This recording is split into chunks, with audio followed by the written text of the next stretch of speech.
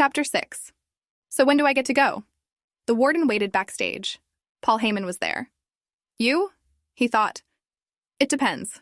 Right now we are in the middle of the heavyweight qualification round with 2 left to go. What about Brock? Brock? He hesitated. I am not in charge of Brock. I do not know what he does all day every day. Paul rubbed his beard. How about this? Next big event we have is in a couple of weeks on a Saturday. If I get a hold of him, you'll have your match. Satisfied by this, the warden nodded. All right, Nationwide. What a wild night this has been. How about a little more action? Monty said as some of the officials cleared the ring. Just then, Vindicator burst onto the stage. Here he is, coming in at 250 pounds. The Annihilator himself, Vindicator. The arena filled with jeers from the fans. He didn't care about that.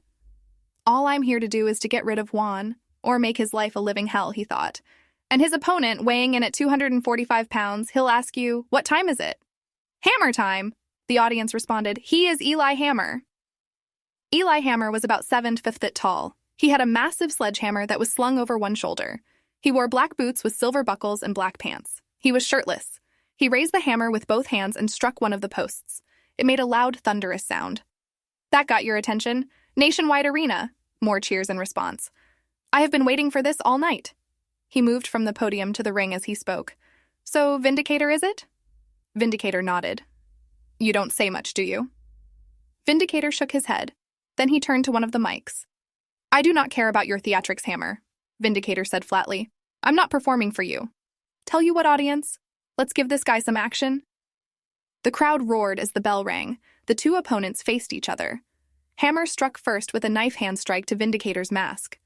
Vindicator made his way ringside, grabbing onto one of the ropes. As he started to climb, Hammer grabbed one of his legs. Vindicator tried to shake him off with no luck. It was like a vice grip stronger than any other grip he has experienced. Vindicator was on the top rope when Hammer superplexed. They both landed on their backs. Ooh! The crowd reacted. After a few seconds, both men got up. Hammer's shoulder tackled Vindicator to the ground. He tried to pin him, but Vindicator kicked out of it. He tried to pin him again, but he kicked out on the second count. Eli was close to the ropes. He climbed to the 3rd rope and performed a version of the splash. He balled his hands into fists, coming down fist first into Vindicator. He turned to one of the commentators. That's the Hammer special! Vindicator tried to reach back and pull Hammer's long hair. The Samoan didn't allow that. He rolled him over so that they were face to face. He trapped his arm between his legs, applying pressure to the elbow. Vindicator tried to fight against it, but his attempt was met with more resistance. Vindicator pushed back as hard as he could. Bad mistake. He felt an intense pain on his right side. He could tell that his arm was broken. He could already hear the crowd counting with the ref. His other arm was under his back. The bell rang. And the winner for the qualifying heavyweight champion is Eli Hammer. Now what? Vindicator thought. He made his way backstage, only to find none other than Brock Lesnar in his locker room. Brock Lesnar? Lesnar said nothing. He looked at him in disbelief. What was that? Confused, Vindicator said, I lost. Yeah, no shit, I mean your performance. And what move was that, the hair destroyer? Anger flashed across Vindicator's face. He broke my arm. I know, I watched, and I was disappointed. Vindicator looked at the ground. Look at this face. Vindicator's gaze didn't move.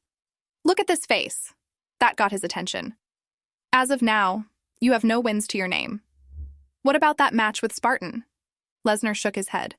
I wouldn't count that one since there was an interference. You have potential, or I thought you did. What does that mean? Vindicator snapped. Lesnar thought. I was going to take you under my wing as a student, but what I saw today made me think twice about that. I'll do better, I promise. Don't whine to me about promising anything. Brock Lesnar got up to leave. So when do you start coaching me? Vindicator asked. Lesnar walked out of the locker room. He called to him again, but Lesnar didn't look back. It was then that Vindicator looked down to see a piece of paper on the long table. He picked it up. His blood ran cold as he read the words aloud.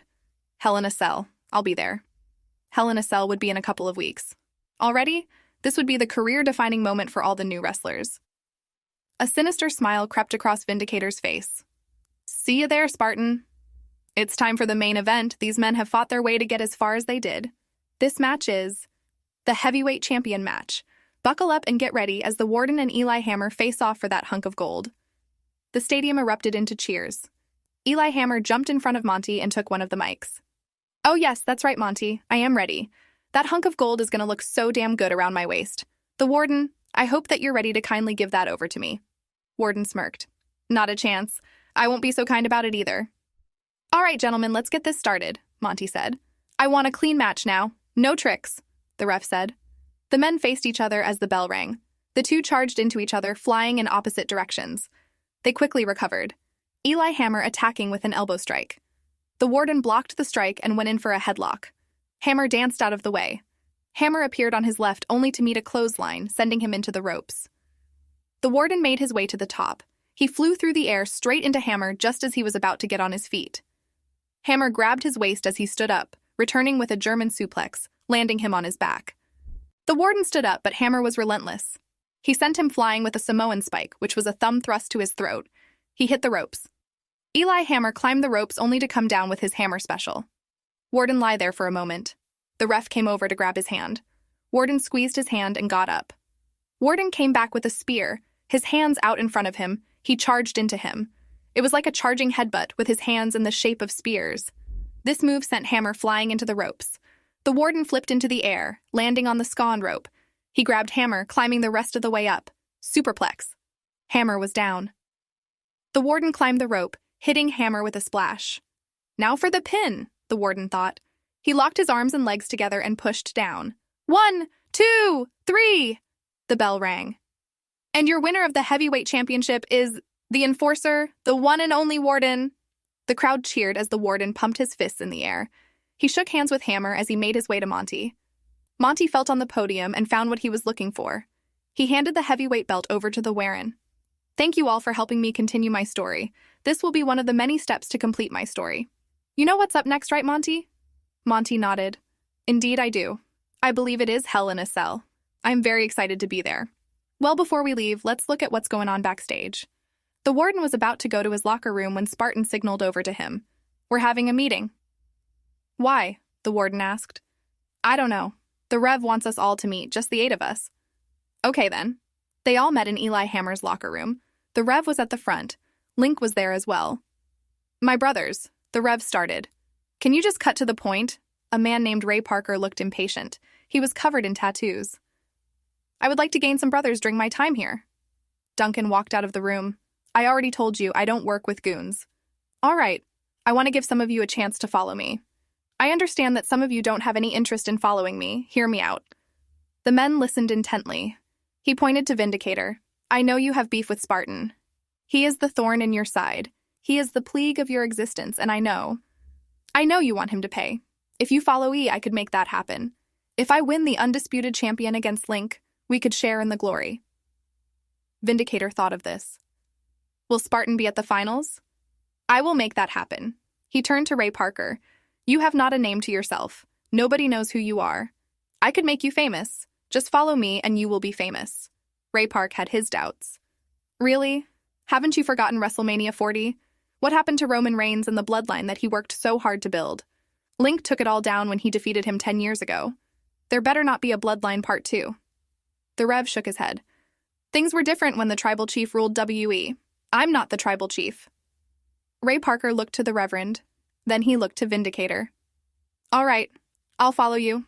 You better not mess this one up. The night was over. Olivia quickly changed out of her costume. Someone knocked lightly on her locker room. Who is it? She called. I wasn't expecting visitors, she thought. It's Duncan. Okay, you can come in.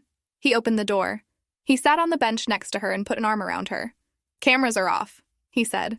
Not sure what else to do, she buried herself in his shoulder and cried. What do you remember? He asked. She didn't respond. A few minutes passed. Once she was able to put herself together, she turned to face him. He grabbed a stack of tissues and handed them to her. I remember lots of fire. I remember seeing you there. Then I saw the house burn to the ground.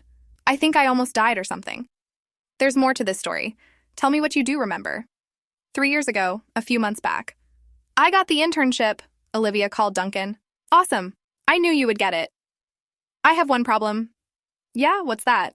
The intern is all the way in LA. Duncan looked surprised. LA? Damn, you're going far. What about the internship that you applied for in your area? She shook her head. Nope, no luck there. Anything I could do to help? Olivia twirled a strand of her hair. I understand if this is too much to ask, but I was looking at the houses. Can you believe it? They look really nice, but the prices are too much out of what I can pay. She twirled her hair some more. Yeah? Duncan nodded. I was curious if you would have any place I could stay while I work. Duncan nodded. Oh, of course, my cousin at my place said that'll be a hella good time. He was all excited. I just got one condition. Yeah? All you gotta do is pay your half of the rent and we're good. I can do that. Sweet, I'll get you a flight ready. Have you down here by tomorrow. Olivia smiled. Awesome. The flight went smooth. Olivia scanned for Duncan at the airport. Yo, Olivia, over here. She ran to him. All right, here we are in LA, and I'm hanging with you. She laughed. I got a room ready in the place. How far is your work? About 30 minutes from the house, not be bad. Nice, Duncan said. I don't know how much time I'll get to hang with you with WWE stuff going on, but I'll try when I can. Olivia smiled. Thanks, I can't wait to see your place. Well, let's make that happen. The place was a good size. 4 bedrooms, some looked like they had things in them. There were a couple bathrooms, a kitchen, and a patio to hang out on. Who else stays here? Olivia asked. Some of the WWE stars. Figured it would be easier to split rent. The living room had a Nintendo Switch and an Xbox with some extra monitors or a computer to hook up to. That's the gaming room. She went into another room with an L couch with some guitars and music instruments. That's the jam hangout room. She found where the rooms were. That first room on the left, Duncan pointed to a door, is yours. She opened it. Wow. It's bigger than I thought. She went inside. It was clean. Oh yeah, that was the other thing I was going to tell you. It's pretty obvious, but we try to keep things nice and clean. Hope you can do that as well. I will. They went back to the living room when the front door opened and a tan dude with long black hair with blue eyes came in. Sup, Duncan? He noticed Olivia. That your cousin? Duncan nodded. That's Jason Stackhouse. Stackhouse nodded. Yeah, they call me the judge. Cool, Olivia said. Stackhouse sat down in one of the chairs and booted up the Xbox. About to play some Call of Duty. Want to join? I've never played before. I'll show you. He handed her a controller. How about I show you? Sure. The next day, Olivia woke up luckily for her. She didn't start her internship yet. She spent all night trying her best to keep up with Jason and the lobbies that they got put in. It was a good time, though. It was late afternoon and everyone was gone. She turned on the telly to watch some shows when she saw Duncan flip someone over the top rope. She went back to it. If you're tuning in, this is day 2 of the Elimination Chamber. This is the final event of the day. Duncan and the Bishop face off to find out who is moving on to go to WrestleMania 55. Will Duncan put a stop to the Bishop's teachings, or will the Bishop exorcise the demon out of the Demolition Man? Duncan went to the top rope. He had the Bishop tied up at the moment. The Bishop reached out and untightened the ropes, allowing him to untangle himself, followed by the boos of the crowd. All right, Duncan thought. 2 can play that game. The Bishop grabbed a leather strap from ringside. He pulled it back and lashed Duncan across his chest. The sound echoed through the arena. Thrap! Duncan moved out of the way just in time. He had an idea. There was a steel chair nearby. He folded it up and held it across his body to reflect the strap. Finding an opening, he rammed the chair into the Bishop's spine. The Bishop went down as he rammed it into his spine again. A wooden table was set up in the middle of the ring. Duncan picked the Bishop up and lifted him onto his shoulders. He slammed him through the table. F5 right through the table, one of the commentators said. The rev was done. Duncan went for the pin. 1, 2, 3, the bell rang. And the winner moving on to WrestleMania is the Demolition Man himself, Dangerous, Duncan. The crowd cheered as the Demolition Man faced the crowd. The Bishop stood up and glared at him. He didn't even shake his hand. He left the arena and went backstage. Duncan's theme song played as everyone sang to it.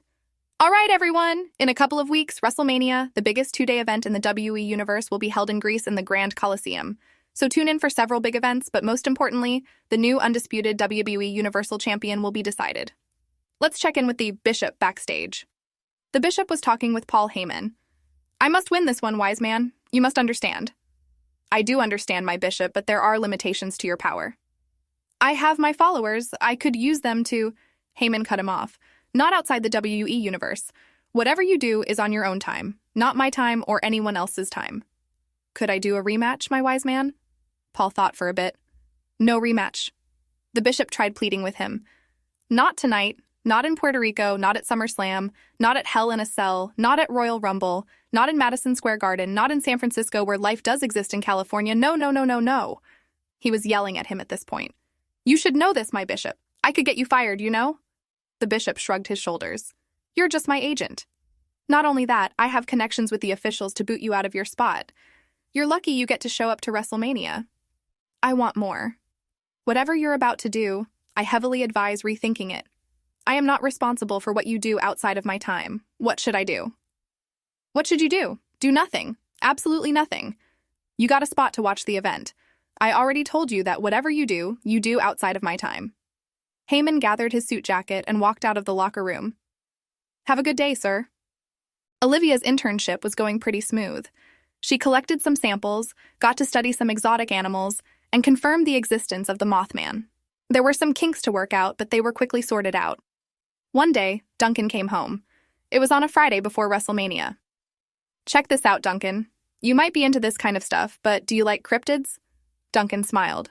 Hell yeah, I do. What you find? So for the first week of my internship, they flew me out to Point Pleasant, Michigan.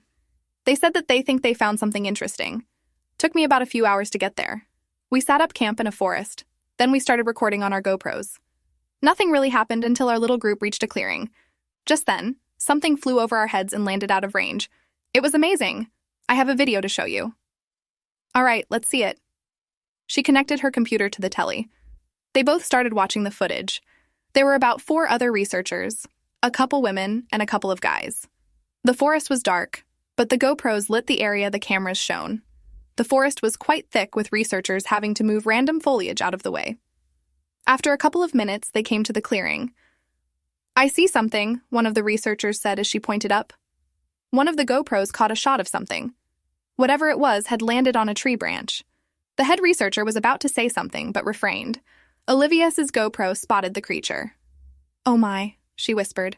There it was, in all of its Mothman glory. It was the Mothman, all right. It had red eyes, dark wings, and it was a tall creature, probably about 2 meters tall. He noticed one of the GoPros and winked at it. Then he spread his wings dramatically and he flew away. One of the researchers spoke up. Wow, I can't believe that he is real. There's a song about him. It's called Believe in the Power of the Mothman. I know what I'm going to be playing on the way back home. Everyone laughed. Wow, Duncan said. I knew he was out there somewhere doing whatever the Mothman does. Olivia laughed. Well, you can say that you know someone who saw the Mothman in person. I can. After watching the Mothman proof, they hung out and played some video games. Jason came by and played some Tears of the Kingdom for a few hours. Duncan had to head to bed early, so Olivia continued on the Minecraft house they were building. Jason stayed up with her and played some more. After a little bit, everyone got tired and headed off to their respective beds. The next morning was very noisy. What's going on? Olivia had some sleep in her eyes. We're packing, Duncan said. Don't worry, I'll leave food, drinks, and a TV behind for you. We're heading out to Greece, baby. She smiled. If shit hits the fan, run over to Link's house. It's across the street from here, the blue one. Aside from our house that has a questionable object painted on it. She cut him off. Wait. She went outside to look for herself. There was a name drawn next to it. It said Evan was here. There it was, in all of its purple glory. Can someone go get a pressure washer? Duncan shook his head. Trust me, we tried. That was there long before we were. Jason snickered. Oh, it's long, all right. Boys, Olivia muttered. Let's go, Duncan said as they packed the rest of the things. Well, see you sometime, Duncan said as they prepared to leave. Olivia waved. Olivia's internship was going pretty smooth. She collected some samples, got to study some exotic animals, and confirmed the existence of the Mothman. There were some kinks to work out, but they were quickly sorted out. One day, Duncan came home. It was on a Friday before WrestleMania. Check this out, Duncan. You might be into this kind of stuff, but do you like cryptids? Duncan smiled. Hell yeah, I do. What you find? So for the first week of my internship, they flew me out to Point Pleasant, Michigan. They said that they think they found something interesting. Took me about a few hours to get there. We set up camp in a forest. Then we started recording on our GoPros. Nothing really happened until our little group reached a clearing. Just then, something flew over our heads and landed out of range. It was amazing. I have a video to show you. All right, let's see it. She connected her computer to the telly. They both started watching the footage. There were about 4 other researchers, a couple women, and a couple of guys. The forest was dark, but the GoPros lit the area the cameras shone. The forest was quite thick, with researchers having to move random foliage out of the way. After a couple of minutes, they came to the clearing. "I see something," one of the researchers said as she pointed up. One of the GoPros caught a shot of something. Whatever it was had landed on a tree branch. The head researcher was about to say something, but refrained. Olivia's GoPro spotted the creature. "Oh my," she whispered. There it was, in all of its Mothman glory. It was the Mothman, all right. It had red eyes, dark wings, and it was a tall creature, probably about 2 meters tall. He noticed one of the GoPros and winked at it. Then he spread his wings dramatically and he flew away. One of the researchers spoke up. "Wow, I can't believe that he is real. There's a song about him. It's called Believe in the Power of the Mothman. I know what I'm going to be playing on the way back home." Everyone laughed. "Wow," Duncan said.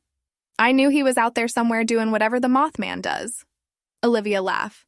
"Well, you can say that you know someone who saw the Mothman in person." "I can." After watching the Mothman proof, they hung out and played some video games. Jason came by and played some Tears of the Kingdom for a few hours. Duncan had to head to bed early, so Olivia continued on the Minecraft house they were building. Jason stayed up with her and played some more. After a little bit, everyone got tired and headed off to their respective beds. The next morning was very noisy. "What's going on?" Olivia had some sleep in her eyes. "We're packing," Duncan said. "Don't worry, I'll leave food, drinks, and a TV behind for you. We're heading out to Greece, baby." She smiled. "If shit hits the fan, run over to Link's house. It's across the street from here, the blue one. Aside from our house that has a questionable object painted on it." She cut him off. Wait. She went outside to look for herself. There was a name drawn next to it. It said Evan was here. There it was, in all of its purple glory. "Can someone go get a pressure washer?" Duncan shook his head. "Trust me, we tried. That was there long before we were." Jason snickered. "Oh, it's long, all right." "Boys," Olivia muttered. "Let's go," Duncan said as they packed the rest of the things. "Well, see you sometime," Duncan said as they prepared to leave. Olivia waved. The rest of the day was uneventful. Olivia watched YouTube, played some Minecraft and Zelda, went on a walk around the neighborhood, and baked a cake. It wasn't long before she was out like a light. A few hours passed when smoke detectors began going off. Startled, she sprang out of her bed. She grabbed a blanket to cover her face. She stepped out of the room. A few feet ahead of her was a massive wall of fire. Shit, she thought. She could feel the heat from it. It almost burned her skin. It smelled like gasoline for some reason. Smoke started to fill the air. She went back into her room and shut the door. "I think I'm probably going to die here," she thought. "Well, it was a good life anyway, and at least I found the Mothman." She closed her eyes and was about to suffocate from the smoke, which there was a lot of. Then she heard glass shatter. What the hell? Who could be breaking in at this time of night? There's not much left but a burning house to steal from and potentially a roasted girl. There was the sound of more glass falling. She looked through a crack in her blanket to see a blonde-haired man in his gym jams. "The name's Link. Now, can I interest you in getting the hell out of here?" Coughing, Olivia said, "You don't have to ask twice." He grabbed her by the waist and proceeded to backflip out of the window. The main event was about to end. Duncan noticed an empty seat next to him. Wasn't the bishop supposed to be here as well? Shit, Duncan thought. Either he got really lost or too pissed to come and sit next to me. He went to look for Heyman. He was easy to find. There he was, always in that suit and tie. He was near the commentator box. He made his way behind the ring. Some fans spotted him and waved. He waved back. Once he got to Heyman, he nearly pulled him out of his seat by his shoulders. "Duncan?" Surprised, Heyman stood up. "We're in the middle of WrestleMania." "I know that. The bishop is not here." "What?" He looked furious. "Backstage now." Duncan found one of the locker rooms. Heyman quickly shut the door. "Unbelievable. This is the thing I warned him about." "What did you warn him not to do?" "I specifically said not to do anything extreme." Heyman's phone went off. "Yeah?" "I'm in the middle of something at the moment." There was a pause. "He is." There was another pause. "She better be safe." She, Duncan thought. Just then, the phone was thrust into his hands. "For you." Duncan took it. "Dunks. That you, Link?" Duncan asked. "Yeah, I got your cousin at my place." "You did what?" "Sorry, didn't mean it that way. You guys lost your house in a fire. Smelled a lot like gasoline. You're lucky I saw it when I did. Fire was damn near in the room with her." Duncan thought for a few seconds. "That explains why the bishop was missing." "You think the bishop did this?" Link asked. "Oh yeah, you saw how pissed he was at the Elimination Chamber. This wasn't scripted." "Think he'll be going away for a while," Link said. "All right, See if Heyman can get you a fast jet home. Don't think you have any business being at WrestleMania, do you? Nope, Duncan said. See you there. He handed the phone back to Heyman. He hung up and began to make some calls. Get this man a fast jet home to LA. Livia woke up in a different place. She looked around. She was in the living room in Link's house. There was a cup of water on a table at one end of the couch. Link heard her moving and he looked over. Oh, you're back from the dead. You doing all right? Sorta, she said groggily. It was much later in the day. When's Duncan getting here? He thought. Probably in a few hours. His flight got delayed. Just then, Paul Heyman appeared on the screen. He was talking to Monty. It looked like WrestleMania was almost over. Since it was on the TV, you could hear what was going on near the ring. Neither of them were mic'd for the audience to hear their little conversation. I'm hoping that it is on your agenda tonight that you should talk about the incident from last night, Monty said. Oh, I will. How about we get it out of the way? We should tell everyone what a piece of shit garbage he is. Monty chuckled. You do that, wise man. Heyman took a mic and made his way to the center of the ring, addressing the crowd. Ladies, and gentlemen, I am your wise man. Paul, Heyman, the crowd responded. You might be well aware of what happened last night. It's on the news, and I know that you guys want to talk about it. The crowd cheered. It's very unfortunate that the Demolition Man will not be making it to the final event tonight. The crowd waited for more. Then they started booing. I had nothing to do with this. Unfortunately, that means that he is immediately disqualified. The crowd booed, all 50,000 of them. That makes the undisputed WWE champion the Bishop. The audience didn't like the sound of that. Rematch. Ayo. Rematch. Ayo. Rematch. Ayo. Rematch. Ayo. No, this was not scripted, he yelled over them. This is real. I had no hand in this whatsoever. I warned him about not doing anything. Too unpredictable, like, oh, I don't know. Almost getting a person killed and ruining WrestleMania. Just then, 20 security guards came marching in with none other than the Bishop. He was in the center, surrounded on all sides, being forced to drag very heavy chains behind him. He wore titanium cuffs, his hands tied behind his back. There were what looked like 2 metal sticks under his arms to support him.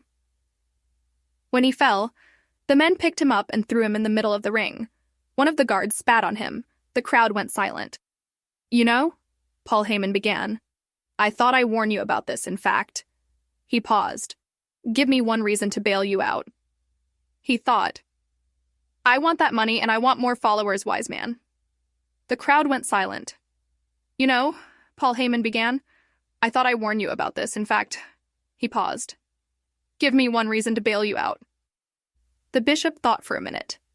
I want that money and I want more followers, wise man. I would stay in that cell for as long as I could if I were you, if you want to stay safe from that man. No Mr. Big Shot and no more Mr. Hollywood. After that, they took him out of the ring, as the show ended. I'm leaving WWE, Duncan came in the room. Really? Olivia sat up. Yeah, you doing good, cuh? Well, I'm not dead, so that's good, I guess. Yeah, true, he said. Thanks, Link, Duncan said as he sat in one of the chairs. I'm not going to be in the ring with that man if we cross paths. The only way I want to fight him ever again is in a Hell in a Cell. You know how we've trained on and off over the years? Yeah, Duncan said. Can you show me more moves? I mean, I guess. You want to be in WWE, you'll have to train a lot. I will. What if when and if the Bishop retires, would you do it again? He nodded. He can't really do anything from a prison unless he decides to cancel his contract. Not sure if he will or not. In the meantime, I think I'm going to take a break. Don't know how long. That's understandable, she said. Hey, Link, Duncan called to Link, who was in the kitchen. Yeah? Got any room for a couple more? You bet, I always got plenty of room. Bet, Duncan said. So what if I wanted to do WWE? Yeah, you really want to? Olivia played with a strand of her hair. I've survived through this. Link came into the room. She should totally do it. I think that the Bishop went too far with this one. Olivia noticed a portrait of a bird above one of the gaming monitors. It had a gold on the tips. The bird kind of looked like a phoenix. If I want to do WWE, can you guys help me make a phoenix outfit? They both smiled. I am the phoenix, the immortal bird that rises from the ashes. Here I